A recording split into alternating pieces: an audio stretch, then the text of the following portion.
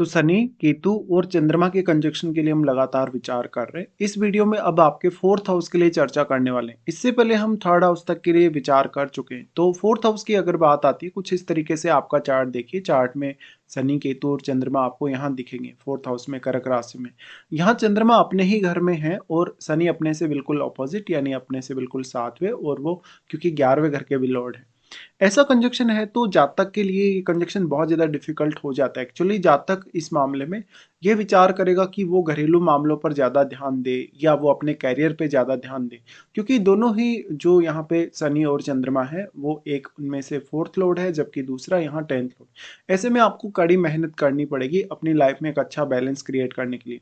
यहाँ पे चंद्रमा जो है वो केतु के साथ मिलके ग्रहण दोष बना रहे हैं, और शनि और चंद्र का यहाँ विष दोष भी बन रहा है, और शनि केतु का यहाँ वैराग्य योग बन रहा है। तो ऐसा जातक अपनी फैमिली से छोटी उम्र में ही बहुत ज़्यादा अलग हो सकता है या वो डिटेचमेंट महसूस कर सकता है।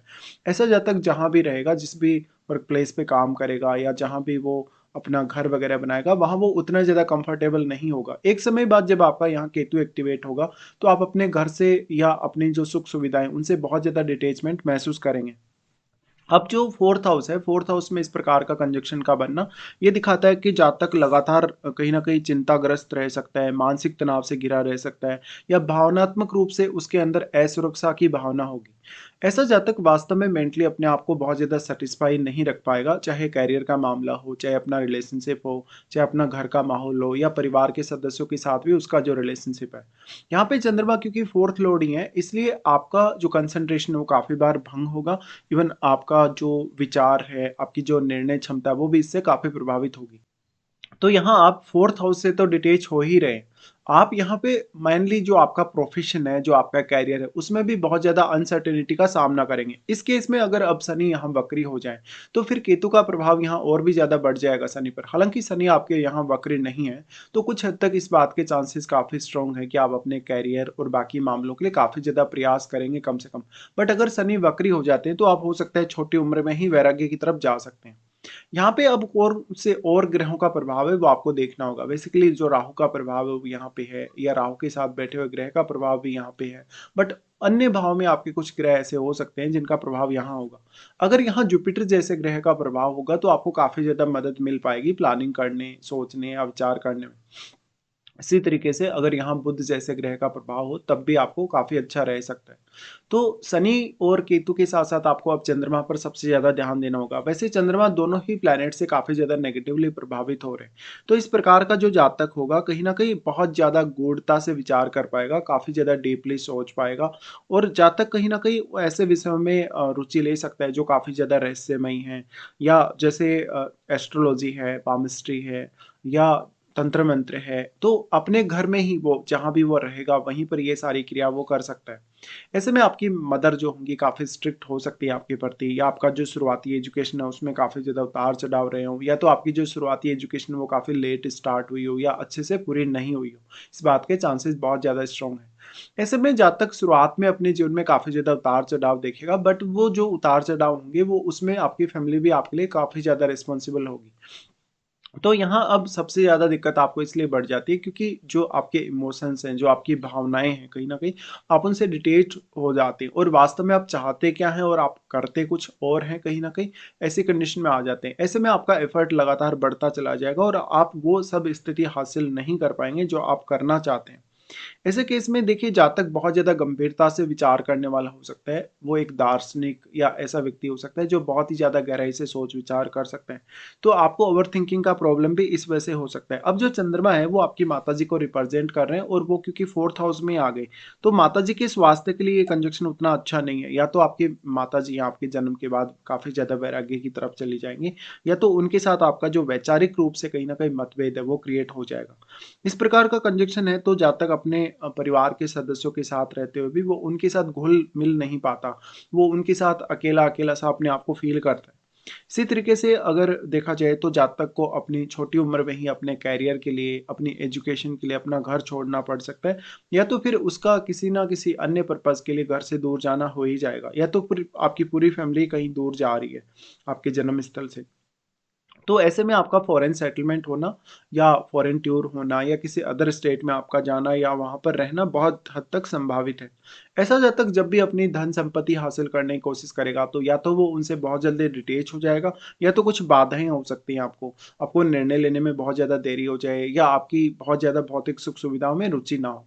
शनि अगर वक्री ना हो तो आपके लिए ज़्यादा अच्छा है इस स्थिति में। शनि बट अगर वक्री हो गई तो आप में वैराग्य की भावना काफ़ी तेज़ी से डेवलप होगी।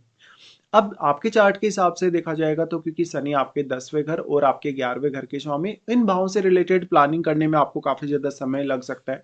आप अपने आप को बहुत ज़्यादा एंग्जायटी में या डिप्रेशन में फील कर सकते हैं इन भावों से रिलेटेड प्लानिंग करने के लिए। साथ में अब करियर में आपका जो रेपुटेशन है, आपका जो मान-सम्मान है या जो आपका नेटवर्क सर्कल है, क्योंकि शनि 11वें घर के लॉर्ड हैं, तो आपका नेटवर्क में जुड़े हुए लोग आपको किस तरीके से ट्रीट करेंगे या आप उनके साथ किस तरीके से अपने आप को रिप्रेजेंट करना चाह रहे हैं। तो आप ये सब कनेक्टिविटी उतनी ज़्यादा फ़ील नहीं कर पाएँगे। देखिए, अब यहाँ पे अगर दृष्टि संबंध के हिसाब से विचार किया जाएगा, तो शनि का प्रभाव यहाँ सबसे पहले आपके 6th हाउस पे होगा। जहाँ पर शनि अगर वक्री नहीं है, तो कुछ हद तक वो आपको 6th हाउस से जुड़े मामलों में हेल्प कर सकते हैं। बट क्योंकि चंद्रमा आपके काफ़ी डैमेज हो चुके हैं, तो आप कोई भी कड़ा कदम अपने छठे भाव से संबंधित जो आने वाली बाधाएँ हैं, उनके लिए नहीं उठा पाएँगे। तो आपको अपनी हेल्थ, स्पेशली अपनी मेंटल हेल्थ पे ज़्यादा फोकस करना रहेगा और आपकी रूटीन लाइफ़ पर भी। हालाँकि ऐसा शनि आपको रूटीन लाइफ़ के प्रति बहुत ज़्यादा पंक्चुअलिटी देता है और साथ-साथ में आपको बहुत ज़्यादा डेडिकेशन भी दिलाता है अपने काम के प्रति। बट आपका जो एफ़र्ट है, आपका जो मेहनत है, उसका फ़ायदा बहुत लोग ऐसे हों जो आपके साथ जो उठाते हैं कहीं न कहीं, जैसे आपके बॉस हैं, आपके कलीग वगैरह हैं। ऐसे केस में जातक बहुत ज़्यादा अनसर्टेनिटी का सामना करेगा और उसके करियर में कोई शेष ग्रोथ नहीं होगी। हो सकता है जातक को कार्यस्थल पर बहुत ज़्यादा एक्स्ट्रा ज़िम्मेदारियाँ भी देखने को मिले अपने ऊपर। तो ऐसे में और भी ज़्यादा एंग्ज़ायटी या स्ट्रेस आपका बढ़ जाएगा। साथ ही साथ सफलता में आपको काफ़ी ज़्यादा देरी हो सकती है। तो जो 6th हाउस के थ्रू चैलेंजेज़ आने वाले हैं, जैसे कि आपको कोई बहुत बड़ा कॉम्पिटिशन फाइट करना है या कोई भी प्रतियोगी परीक्षा में आपको शामिल होना है, तो आप उतने ज़्यादा कॉन्फिडेंस से यहाँ सामने नहीं आ सकेंगे। फिर इनका प्रभाव होगा आपके 10th हाउस पे। 10th हाउस में थोड़ी स्थिति अलग है क्योंकि यहाँ पर जो राहु का ट्रांजिट है, तो राहु का प्रभाव भी 4th हाउस पे है। वैसे तो जो राहु का प्रभाव है, क्योंकि राहु और केतु के बीच में 180 डिग्री का एंगल है, तो राहु केतु को उतना अधिक प्रभावित नहीं कर पाएँगे, जितना एंगल है उतना ही प्रभावित होगा यहाँ पे केतु। बट केतु के साथ ये बात भी जुड़ी है कि केतु यहाँ इन सारे प्लैनेट्स की एनर्जी को अपने में समाहित कर ले रहे हैं। तो आपके लिए 10th हाउस और 11th हाउस से संबंधित सोचना, विचार करना या प्लानिंग करना उतना ज़्यादा आसान नहीं होने वाला। साथ ही साथ अपने कुछ फैसलों को लेके आप बहुत ज़्यादा फ्रस्ट्रेट होंगे या तो बहुत ही ज़्यादा कहीं न कहीं इगोइस्टिक हो सकते हैं कभी-कभी या बहुत ज़्यादा स्ट्रिक्ट हो सकते हैं। तो अब जो राहु का प्रभाव है, राहु की तुलना में यहाँ पर राहु के साथ बैठा ग्रह आपके 4th हाउस को ज़्यादा प्रभावित कर पाएगा। ऐसे में उसका संबंध आपको इन तीनों ही ग्रहों के साथ देखना होगा। वैसे राहु के साथ जो बैठा हुआ ग्रह है आपके चार्ट में किस अन्य भाव का स्वामी, उस भाव को लेके भी आपके लिए काफ़ी अच्छी स्थिति बन पाएगी।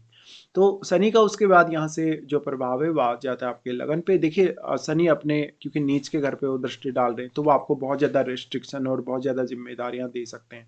आपको बहुत ज़्यादा अकेलापन फ़ील करवा सकते हैं या आपके ऊपर जो रिस्पॉन्सिबिलिटी है अपनी फैमिली वाइज़ वो भी काफ़ी ज़्यादा रह सकती है। ऐसे केस में जातक को बहुत ज़्यादा संघर्ष करना पड़ेगा या करियर में कोई बहुत बड़ी ज़िम्मेदारी उठानी पड़ेगी।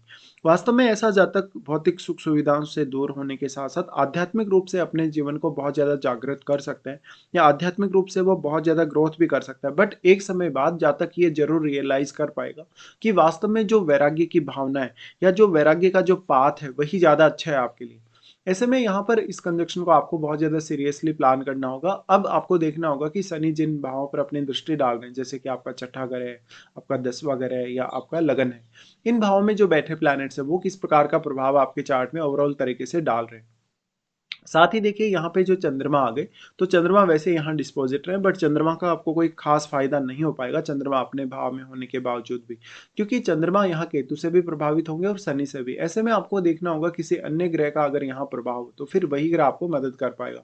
तो बेसिकली इस प्रकार का कंजक्शन वैसे तो बहुत ज़्यादा चैलेंजिंग कंजक्शन है और आज के समय में जिस हिसाब से लोग भौतिकवादी जीवन जीना चाहते हैं या भौतिकता के पीछे लोग दौड़ रहे हैं, उस हिसाब से आपके लिए ऐसा कंजक्शन बहुत ज़्यादा फ्रस्ट्रेशन ला सकता है, बहुत ज़्यादा हार्ड वर्किंग आपको बना सकता है। बट उसके बावजूद भी आप अपनी लाइफ से उतने ज़्यादा सैटिस्फाई होंगे नहीं। तो आपको अपने ऊपर वर्क करना होगा, अपने एफर्ट को सही डायरेक्शन में ले जाना होगा। अगर आप सही एफर्ट नहीं कर पा रहे, अगर आपका कार्य करने का डायरेक्शन सही नहीं है, तो आपको और भी ज़्यादा चैलेंजेस आने वाले हैं। इसके साथ-साथ आपको विचार करना चाहिए अपनी महादशा के बारे में। जैसे आपको शनि, केतु या चंद्रमा की अगर महादशा हो, तो इन प्लैनेट्स का जो प्रभाव है, फिर आपको और भी ज़्यादा स्ट्रांगली नज़र आएगा।